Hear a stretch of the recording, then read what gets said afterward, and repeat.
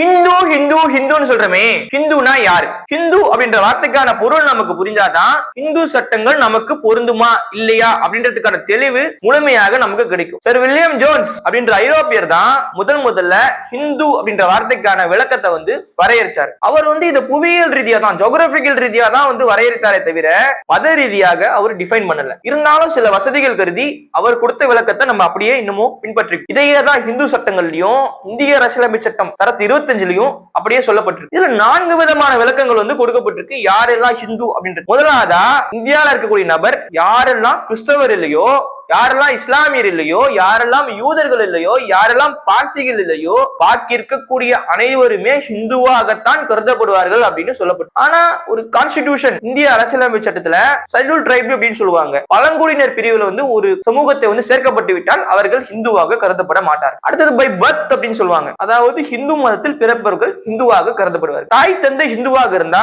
பிறக்கக்கூடிய குழந்தை தானாக ஆட்டோமேட்டிக்கா ஹிந்துவாகத்தான் இருக்கும். அந்த குழந்தை ஒரு லெஜிட்டிமேட் சைல்டா இருந்தாலும் சரி, இல்லெஜிட்டிமேட் சைல்டு, அதாவது முறை தவறிய உறவில் பிறந்த குழந்தையாக இருந்தாலும் சரி, அதுவுமே ஹிந்துவாகத்தான் கருதப்படுது. கன்வர்ஷன் அப்படின்னு சொல்லுவாங்க, மதத்துக்கு மாறுது, இந்து மதத்திற்கு மாறின ஒரு நபர் இந்துவாக கருதப்படுவாங்க. அடுத்தது ரொம்ப மிக முக்கியமான விளக்கம் என்ன அப்படின்னா, சீக்கிய மதத்தை சேர்ந்தவர்களாக இருந்தாலும் சரி, பௌத்த மதத்தை சேர்ந்தவர்களாக இருந்தாலும், சமண மதத்தை சேர்ந்தவர்களாக இருந்தாலும் சரி, தியோபசிக்கல் சொசைட்டி அப்படின்னு சொல்லுவாங்க, அந்த மதத்தை சேர்ந்தவர்களாக இருந்தாலும் சரி, அவங்க மத ரீதியா வேற ஒரு இடத்தை நாங்க பின்பற்றுறோம் அப்படின்னு சொன்னாலும் கூட சட்ட ரீதியாக அவர்களுமே ஹிந்துவாகத்தான் கருதப்படுவார்கள் அப்படின்றதுதான் இந்து சட்டத்தில் சொல்லப்பட்டு. எதுக்கு மதம் முக்கியம் அப்படின்னா, இந்தியாவை பொறுத்த வரைக்கும் இன்னுமே நம்ம ஒரு செக்யூலர் ஸ்டேட், மதச்சார்பற்ற நாடுன்னு சொன்னாலுமே கூட பல விவகாரங்கள்ல, குடும்ப நல வழக்குகளையும், அது திருமணம் செய்யறதுலயா இருக்கட்டும், சொத்துக்கள் மாற்றுறதா இருக்கட்டும், இந்த மாதிரியான பல விஷயங்கள்ல இன்னுமே நம்ம மதச்சார்பற்ற நாடா இல்ல, இன்னமும் மதங்களை தான் நம்ம பின்பற்றிட்டு இருக்கோம். சட்டம் தொடர்பாக உங்கள் அனைத்து கேள்விகளும் வரவேற்கப்படுகிறது. திரையில பார்க்கக்கூடிய நம்பருக்கு நீங்க தொலைபேசி தொடர்பு கொண்டு நீங்க கேட்கலாம். உங்கள் மேலான கருத்துக்கள் அனைத்தும் வரவேற்கப்படுகிறது.